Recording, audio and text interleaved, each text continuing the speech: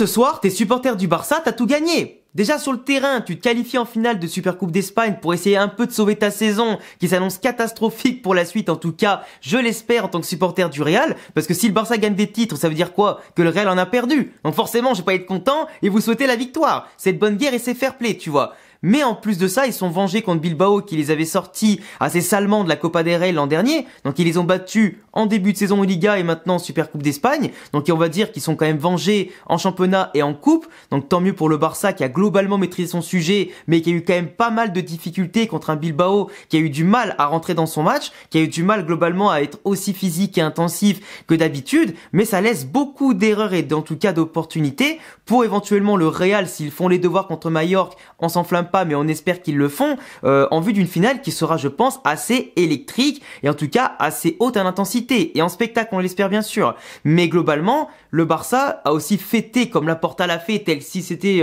une finale de Ligue des Champions qu'il avait gagné. Ils ont pu inscrire Dani Olmo et Pau Victor. Bon, Pau Victor, on s'en fout un peu, mais Dani Olmo, tu vois, moi en tant que fan de foot, et en tant qu'Espagnol, je suis très content de le voir sur le terrain, très content de voir s'exprimer son talent sur le terrain et pas sur le banc pendant 6 mois. Mais par contre, là c'est clair que là je vous le dis tout de suite, là en Liga, il y a beaucoup de clubs espagnols qui vont péter un plomb. Vous allez dire, vous forcément vous êtes contents parce que les supporters du Barça, ils vont dire que c'est la justice entre guillemets qui a triomphé contre la Liga et la fédération espagnole qui sont contre vous. Alors qu'en fait personne n'est contre vous.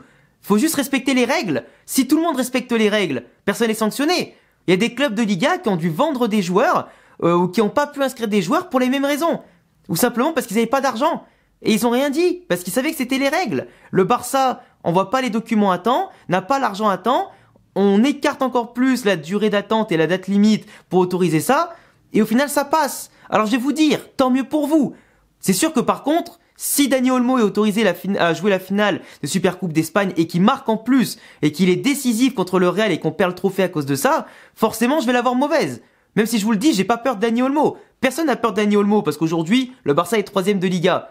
Mais ce que je veux dire, c'est que perdre un match à cause de ça, même si je pense que c'est sur le point d'être écrit un petit peu dans le destin, et comme quoi le destin est un peu farceur peut-être, on verra bien dimanche, mais honnêtement, ce serait dégueulasse. Et moi j'en appelle juste à 2 choses. Que tu sois supporter du Barça ou pas, tu peux pas mentir en disant que c'est la justice qui a fait ça. Et que de l'autre côté, si ça avait été le cas inverse, si ça avait été le Real Madrid qui avait inscrit de cette façon un joueur, mais dans les mêmes façons, les mêmes proportions, tu peux pas dire « Ah, bravo le football, c'est trop bien, c'est une bonne décision ». Tu peux pas dire ça. Vous savez très bien qu'en tant que fan du Barça, Laporta vous ment, que Laporta vous chie dessus, que votre club, il est géré par des amateurs qui avaient 4-5 mois pour faire un truc qu'ils ont fait ces derniers temps après la date limite. Et aujourd'hui, l'opposition était prête à faire une motion de censure, les supporters aussi, pour sortir Laporta, tellement il est en train d'être un président pourri, mais jusqu'à l'os à tous les niveaux. Mais du coup, vous allez le conforter dans la joie, et il va être conforté à sa place, pour vous embourber encore plus dans tout ce merdier. Et aujourd'hui, je trouve que les supporters du Barça sont hypocrites, pas tous, mais certains se rendent pas compte de la situation, que Laporta vous a bien noyé le cerveau, et qu'aujourd'hui, cette justice, entre guillemets, avec une décision que même la Liga et la Fédé espagnole qui ont réagi tout à l'heure ne comprennent pas, parce qu'apparemment, ils n'ont pas été entendus à 100%, ils ne savent même pas ce que le Barça a présenté durant l'appel, donc forcément, il y a encore des problèmes, et je pense très clairement qu'entre les clubs qui ont fait réclamation et les fédérations, etc., qui vont intervenir, je pense que ce parti pris là actuellement du comité et de la justice va aller un peu plus loin. Et je pense que ça va être un peu plus compliqué que ça. On suivra ça bien sûr avec attention sur la chaîne. Mais en tout cas, Dani Olmo, Pau Victor, tant mieux pour eux sportivement. Mais dans le côté fondamental du sport, organisation et rigueur, là ça va être une brèche ouverte à énormément de contre-règles, d'exceptions et ce que tu veux. Et là ça va être l'anarchie. Vous allez voir, ça va être l'anarchie. Et c'est quand même hyper grave. Et c'est pas en faisant des exceptions par rapport à tous les autres qui ont eu des problèmes encore plus graves et qui ont dû vendre des joueurs, s'en séparer définitivement à cause des règles de la Liga et qui n'ont pas fait autrement parce qu'ils n'avaient pas le choix. Là, le Barça, on leur impose des trucs, finalement, un autre truc vient contredire les vraies structures. À un moment donné, tu peux pas faire ça comme ça. C'est impossible. À un moment donné, faut être d'accord ou pas d'accord. Et là, aujourd'hui, je pense que l'équité sportive, autant que simplement l'éthique sportive, tout a été démoli ce soir. Et on verra bien comment ça va réagir. Mais que tu sois supporter du Barça ou pas, tu peux pas dire objectivement, vive le football après ça. C'est impossible. Ou alors tu mens à toi-même. Parce que je te le dis, prends le même exemple avec le Real, tu souris pas un seul instant. Mais clairement pas, tu vois. Après, chacun joue comme il veut, avec la honte ou pas sur le visage, mais en tout cas, Laporta, lui, la honte, elle pèse lourd dans son bide, si tu vois ce que je veux dire. Enfin bref, parlons un petit peu du match contre Bilbao. Le Barça qui a simplement appuyé là où ça fait mal. Parce que globalement, le Barça, quand tu vois Lewandowski, tu vois Rafinha, tu vois des joueurs un peu comme ça, ils sont clairement pas dans leur meilleur jour. Lamine Yamal, il a joué à peu près 1 heure de jeu, un peu plus, il est sorti après son but, mais tu vois, sans Lamine Yamal, qui a fait quand même quelques gestes intéressants, qui a marqué un but avec sa malice en étant d'abord par terre, puis s'est relevé très vite, il est allé à la limite du hors-jeu, sur un bel appel et tout, sur une passe en profondeur, pour se retrouver avec un beau contrôle devant le gardien, laissé tout seul pour marquer son but. Il est encore décisif dans un match important, digne d'un joueur finalement qui porte une équipe, et qui est world class, comme on peut le dire, hein, classe mondiale, mais c'est clair que...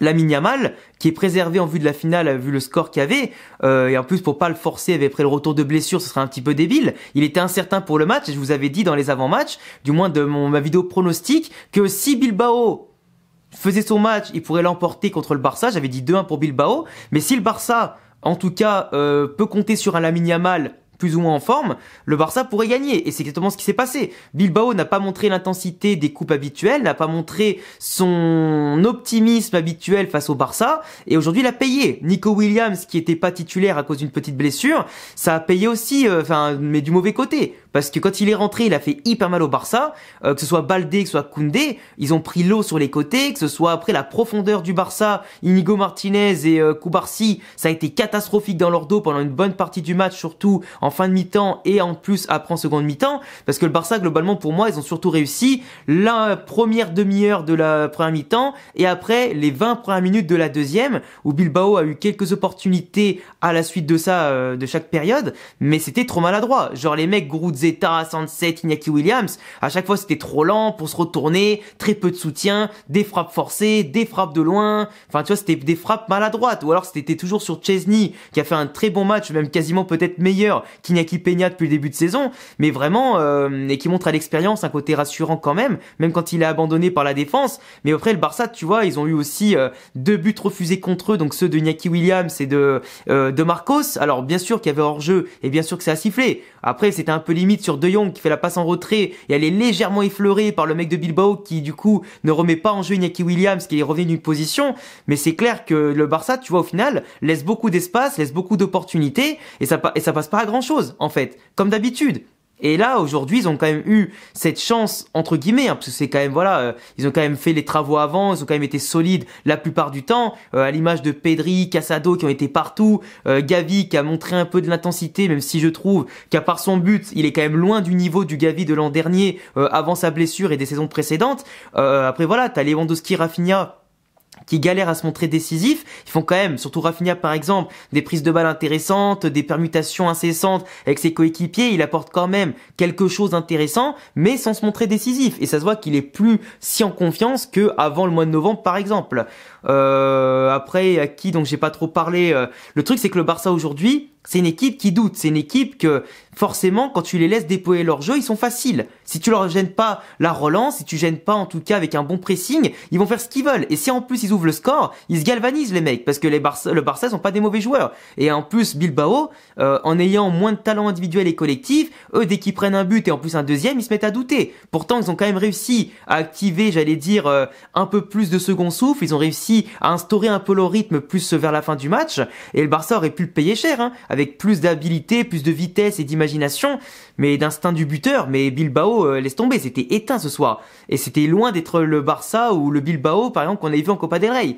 Tu vois, le Bilbao, là, c'était rien à voir. Mais le FC Barcelone, ça remonte petit à petit la pente, mais c'est pas encore ça. Et à voir après contre le Real comment ça va se passer. Par contre, je vous le dis, si le Barça gagne la finale contre le Real, ça peut vraiment les relancer, que ce soit mentalement, parce que déjà ça voudrait dire qu'ils sauveraient la saison d'une saison blanche, et en plus tu battrais le Real, qui actuellement est en pleine bourre. Donc priver le rival d'un titre et en plus toi t'es un peu en crise et tu peux relancer ça, le Barça je pense qu'ils peuvent vraiment mettre un coup au Real Madrid ce week-end et lancer du moins de nouveau leur saison.